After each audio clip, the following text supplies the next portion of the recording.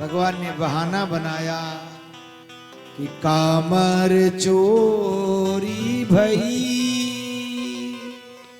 री मैया मोरी,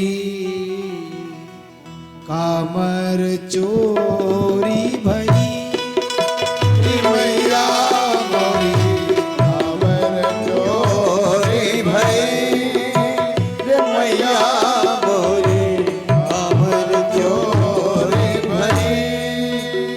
अच्छा, कौन चुरा लिया? तो भगवान ने कहा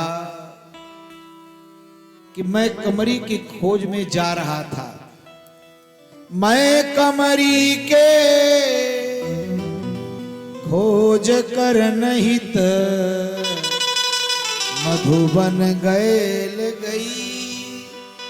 मैं जहां जहां गोचारण कर रहा था, मैं जा रहा था। इतने में एक सखा ने कहा, अरे कन्हैया कहाँ घूम रहा है? तेरी कमरिया तो जमुना जी में जा रही है। कि एक कहत कान्हा तोरी कमरी जमुना में जात बही,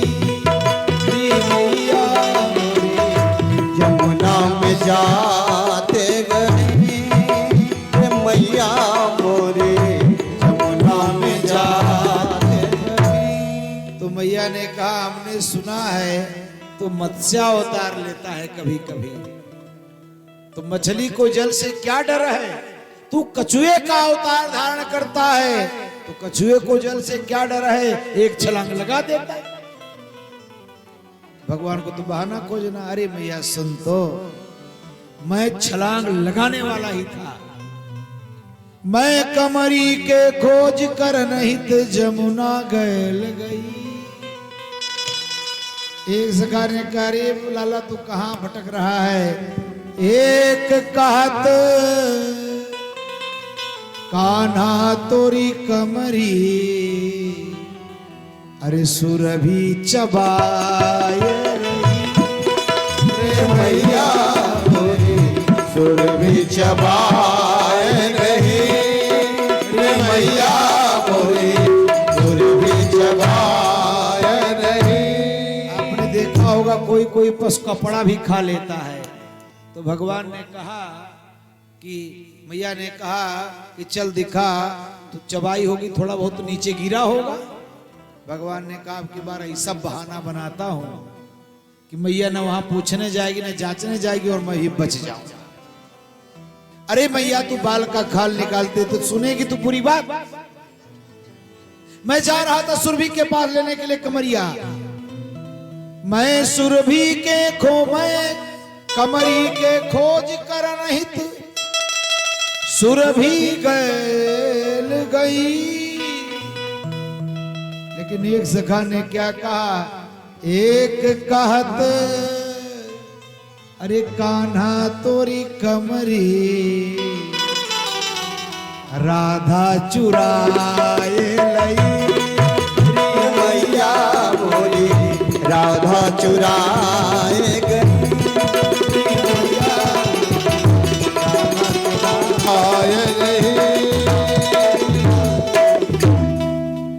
भगवान ने कहा ना वहां जाएगी पूछने के लिए, ना हम तो बच गए वहीं से। मैया ने कहा, रे सेवक बैलगाड़ी निकालो, चलो। उसकी इतनी हिम्मत। भगवान ने कहा, हे भगवान जिसका डर था वही होने वाला है। भगवान इतना कह करके सूरदास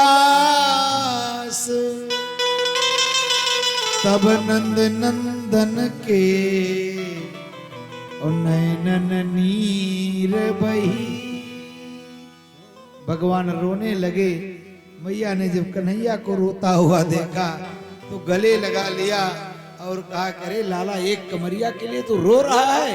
अरे तेरे एक बूंद आंसू पर तो हजारों कमरिया कुर्बान है। भगवान ने विचार किया, जब रोने से काम चल जाता तो काहे इतना लंबा चौड़ा बहाना बनाया मैंने। अब तो रोने से काम चल गया। इस तरह से भगवान लीला कर रहे हैं। धेनुकासुर का वध किया दाऊ जी ने। एक दिन भगवान ने देखा काली नाग जमुना महारानी को दूषित कर दिया है। उसको निकालने के लिए भगवान गेंद का खेल खेलने के लिए जाते हैं। गेंद को लेने के लिए कूद पड़ते हैं। सारे ब्रजवासी लोग भगवान का दर्शन करने के लिए पहुंचे। भगवान ने तांडव नृत्य करके तांडव गति मुंडन पर नाचत गिरधारी और काली नाग को चेला बनाया।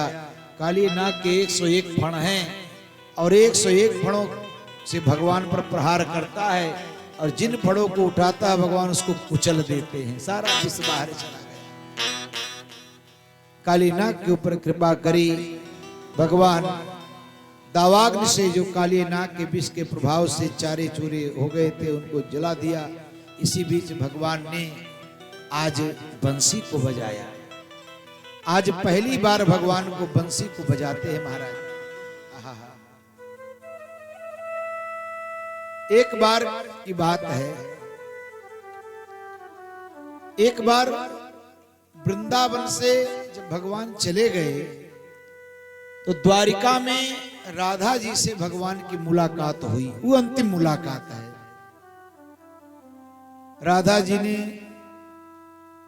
कन्हैया से कहा, और द्वारिकाधीश क्या समाचार है?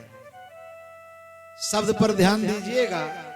राधा जी ने क्या कहा, और द्वारिकाधीश क्या समाचार है, क्या हालचाल है? तो भगवान ने कहा, हम तुम्हारे लिए द्वारिकाधीश कब से हो गए? हम तुम्हारे लिए द्वारिकाधीश कब से हो गए? हम तो तुम्हारे लिए कन्हैया ही है ना, नंद बाबा के पुत्र ही है ना। तो राधा जी ने कहा, नहीं, जब से आपने ब्रजमंडल छोड़ा तब से लड़ाई झगड़ा लड़ाई झगड़ा लड़ाई झगड़ा लड़ाई झगड़ा, एक दिन भी शांति से नहीं बैठे। क्या वही ग्वाल बाल हैं आप? अरे आपके हाथों में तो ऐसी बंसी थी जिसको बनाने बजाने के बाद वैसे लोग मोहित हो जाता था, वैसे तन मन सुधि भूल जाता था। तो चक्र सुदर्शन की जरूरत क्या है?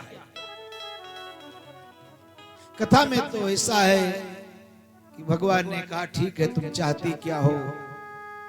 तो राधा जी ने कहा कि वही बंसी एक बार फिर बजा दो, जिस बंसी को आप पहले बजाते थे।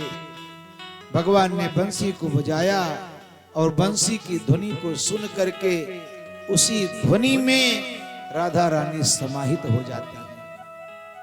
आज पहली बार भगवान ने बंसी को बजाया। गोपियों ने वेणु गीत गाया।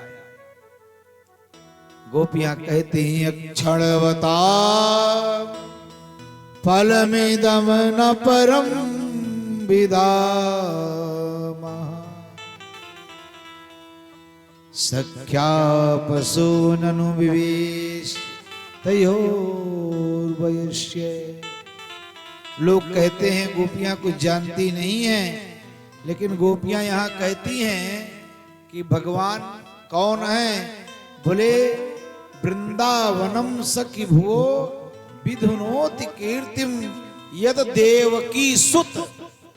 ये कौन है? बोले, देवकी के पुत्र हैं। भगवान की बंसी को सुन करके जब वह बंसी की ध्वनि गायों के कानों में पहुंचती है तो गायों ने चरना बंद करके केवल आंसुओं की धारा बहा रही हैं और बंसी को सुन रही हैं। बंसी की ध्वनि जब पक्षियों के पास गई तो पक्षियों ने चहचहाना बंद कर दिया और केवल बंसी को सुन रही हैं। बंसी की ध्वनि जब जमुना महारानी ने सुना तो जमुना महारानी ठहर जाती हैं। बंसी की ध्वनि जब गिरिराज महाराज ने सुना तो पिघल करके बहने लगे।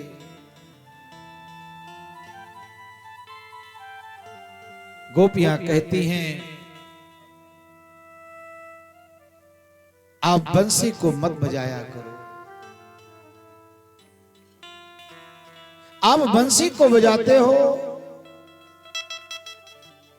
भगवान ने कहा, कोई समय दे दो, उस समय में बजाऊं।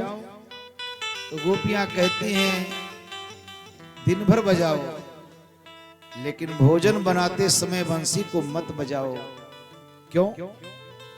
बोले, जब भोजन बनाते समय आप बंसी को बजाते हो ना, तो लकड़ियों से अग्नि नहीं निकलती, लकड़ियों से पानी निकलने लगता है तो चूल्हा बुझ जाता है। तो हम तो हैं किसी तरीके से जीवन यापन कर लेंगे, लेकिन सास की गाली अलग से खाने को मिलती है। अच्छा, ये सास ऐसी जीव है कि जब तक की गाली ना दे तब तक बहू का मन नहीं भरता है। और सास बहू का प्रेम भी बहुत होता है महाराज। बहू को कुछ ज्यादा नहीं करना होता सास को परेशान करने में। पति अगर जो परदेश रहता तो उसी के साथ चली जाए बस। अभी चौका बर्तन झाड़ू पोछा घरे करें, अकेले बनावे का है? बुखार हो जाए तो भोजन नहीं। दोनों ओर से समझौता होना चाहिए। गोपियां कहती हैं हे प्रभु आप बंसी को मत बजाओ कि ऐ श्याम तेरी बंसी